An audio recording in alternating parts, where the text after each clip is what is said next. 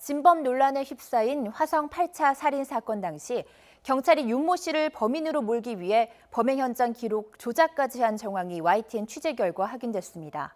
사건 현장에서 운동화 발자국이 발견됐다는 분명한 증언이 있었는데도 이를 무시하고 윤 씨가 맨발로 범행을 했다고 발표했습니다. 안윤아 기자의 단독 보도입니다. 지난 1988년 9월 13살 박모 양이 자신의 방 안에서 성폭행을 당한 뒤 숨진 채 발견됐습니다. 화성 8차 살인 사건입니다. 사건 발생 10개월 뒤 경찰은 윤모 씨를 체포하고 범인으로 특정해 재판에 넘겼습니다. 당시 경찰은 한쪽 다리가 불편했던 윤 씨가 슬리퍼를 신고 범행 현장까지 접근했다고 발표했습니다. 실제로 윤 씨의 1심 판결문에는 윤 씨가 방문 앞에서 신고 있던 슬리퍼를 벗었고 맨발로 방문을 가로막은 좌식 책상을 밟고 넘어갔다는 구체적인 수사 기록이 남아 있습니다. 하지만 YTN의 취재 결과 사건 발생 직후에 작성된 기록은 완전히 달랐습니다.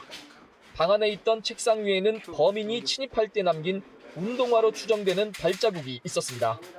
박양 가족들은 이런 사실을 경찰에 알렸고 경찰도 진술을 빠짐없이 기록으로 남긴 것으로 파악됐습니다. 그런데도 경찰은 윤 씨를 체포한 뒤 발자국이 있었다는 중요한 증언을 깡그리 무시한 겁니다. 결국 윤 씨를 범인으로 몰기 위해 현장 기록까지 의도적으로 조작했다는 의혹이 제기되고 있습니다.